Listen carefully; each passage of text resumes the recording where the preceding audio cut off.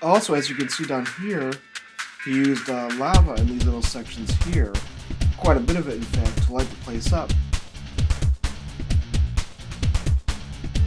So now we need delete one block down here and then 2 blocks here. And the same on the other side. One there and 2 there. I'm dying here. No, I'm gonna die. I don't get in the house fast. Get in the house, please. Hey guys, Synthetic67 here, and I've got 2 big announcements for you. First of all, you might have noticed that X logo intro thing on the start of the video. Well, that is because I am now officially a partner and director with Xpress Network. Now, Xpress Network is a fairly new group, but they've already amassed quite a group of guys putting out great content, so I'm really thrilled and honored to be a part of that group. So, I thought I would do a little introduction here on what I do in YouTube. So, to sum it up, basically, I do stadium tutorials and also stadium reviews. Plus, I do a Minecraft Let's Play every now and then. But the main two are the reviews and the tutorial. So I thought, with this being my own build, I thought I would show you guys a few things about what I cover in both of those series. So let's get started with the review series. I cover 5 major areas with the reviews: structural design, field size, sightlines, interiors, and creativity. And also I grade each one on a 5 out of 5 scale, a scale of 5 points, with also having sometimes having half points, say 3.5, 4.5, things like that. And after that, I also give an overall grade. But we're going to start off first of all with the structural design. And structural design covers the outer walls of a stadium. And I ask myself various questions when I cover each category of the tutorial, of the review, sorry. I ask, does the structural design have outer walls? Are there windows in it? Is there color used in it, like blue wool or red wool? What other materials have they used in it? Are there bricks? Are there use of iron blocks? Do they have other little structures in it, like, say, an elevator? And by the way, with my viewers on my channel, they have not seen this elevator design here, nor have they seen this little, how do you call it, a little shelter area where people can drive up and get out, maybe like a little valet area. They have not seen that. But that also ties into the structural design. Also, does the outer wall wrap around the whole stadium? And are there roofs in the stadium covering the seating areas, for example? So those all tie into the structural design. Interiors cover basically everything you see inside. For one thing, it'll cover the fan areas, and these are all unfinished in here. This is, like I said, this is the stadium I'm building for my tutorial series, so it's far from completion. But with the fan areas, I discuss how much lighting there is in the build. What about colors? Do they incorporate a lot of colors in the fan areas? Different floor textures, perhaps. Different patterns, whatnot. If there are skyboxes, how well furnished it is for skyboxes, and also the rest of the build. Different other stairs going up to the different tiers. Things like that for the fan areas. I also look at corporate areas here. For example, here. What can I say? Are there fountains around? Things like that. Just little ideas that you can see in real life stadiums, that really liven it up. Are there more patterns of like logos on the floor? Are there locker rooms? I have locker rooms over here. I ask, are there locker rooms? How well are they designed?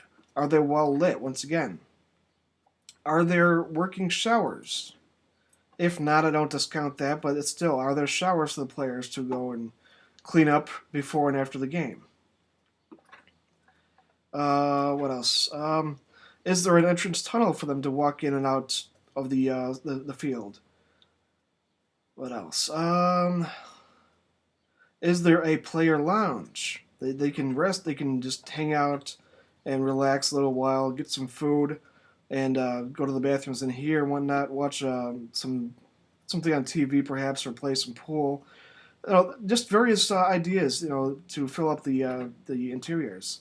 What about a conference room area where they can sit up back here and answer some questions and whatnot?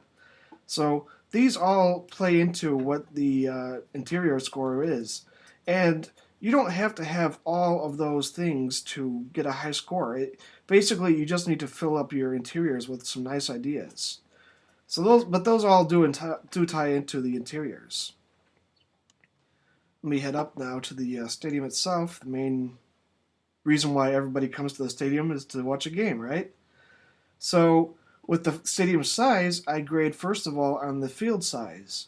Now, real life stadiums have a lot of variation with the World Football stadiums. The bare minimum is 90 meters long by 30 meters, no, by 45 meters wide.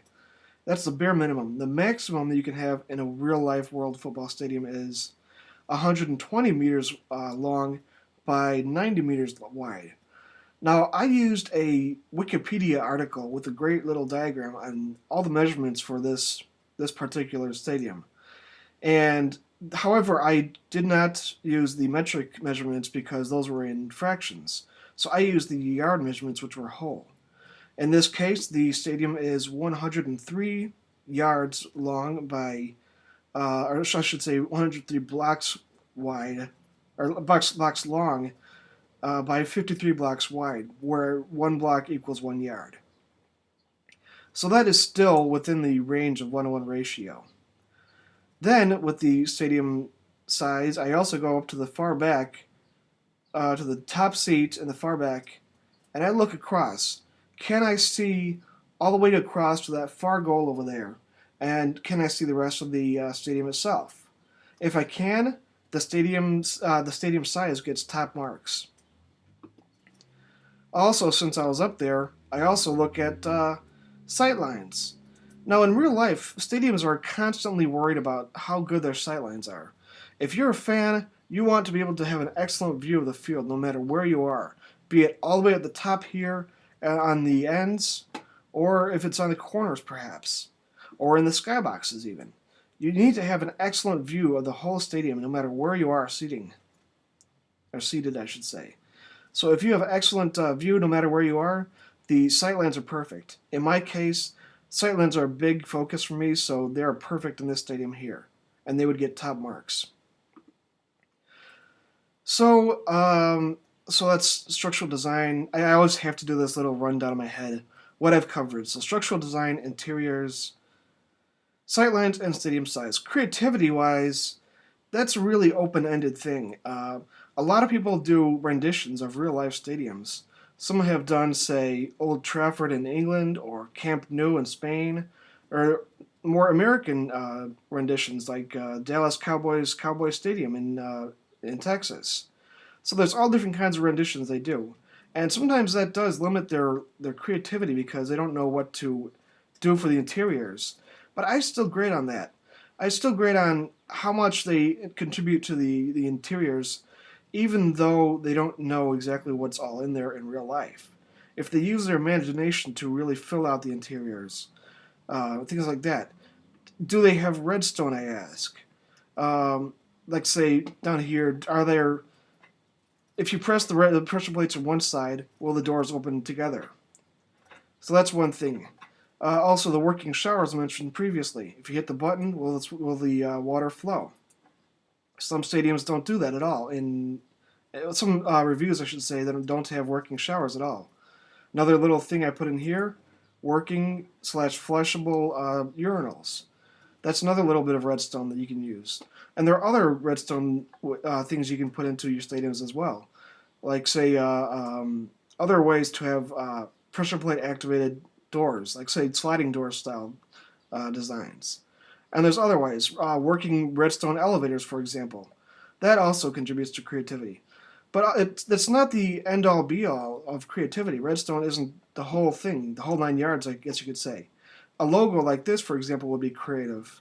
Or fountains, or other things, say in the how do I put it, in the main seating areas. If you add other things, say like a design in the big screen, for example, if that could add to creativity as well. So all of that is wide open for, how do I grade the creativity? And if you add a lot of creativity to a build, you'll get a lot a lot of marks, or high marks for it. So after that, I do give a overall score, as I mentioned, for the build, and I don't like to go with a average score for the whole thing, because I don't really feel that that's a very good approach to reviewing these things. So what I do is I just do that sounded terrible. What I do is I just look at the stadium's strengths and weaknesses. Like, say, some might have poor interiors but have great structural design. Some might have excellent sightlines but a really small field. These have happened in the past. So I look at everything together combined, and then I give a overall score out of 5. And that's basically all I cover with the stadium reviews, guys. So let's jump right into stadium tutorial. Now, in my past videos, I've covered, say, how to do the corners over here. Are they nice and round? How to do that? And all the way up. On the second tier, I've covered that as well. I also cover, also up in the roof here, are the corners up here. And then I cover interiors as well. I show you guys how to do different things with the interiors. The redstone, for example. The pillars and all the way around. How to space those out. I'm planning on doing how to show you guys how to do the structural design. How to do the stairways, for example. These are all things I'm planning on doing for the tutorial. And that's about it, guys, for the what I contribute to YouTube itself. But I have one more announcement directed more at my subscribers, and you guys have been asking me this question for a long time, probably since I started this and since I started getting attention. You've been asking me, can I do reviews of your stadiums in Xbox? On Xbox, I should say. And for the longest time, I've said no. Well, that's going to change, guys.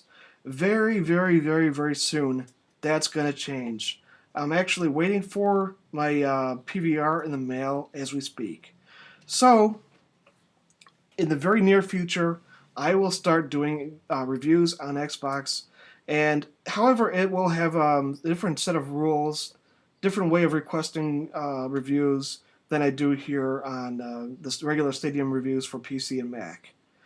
So keep an eye out, guys. That's going to be a big one, brand new series, I guess. So keep an eye out. Anyway, guys, I want to encourage you all to go check out Xpress Network. Subscribe to them, of course. Check out the content they provide. They have some different Minecraft stuff going on there. They have a Metro series, Metro Last Light, I should say. Metro Last Light. And they also have some other Call of Duty stuff and whatnot. So a lot of different content going on there and high quality stuff. So go check them out and support them as well.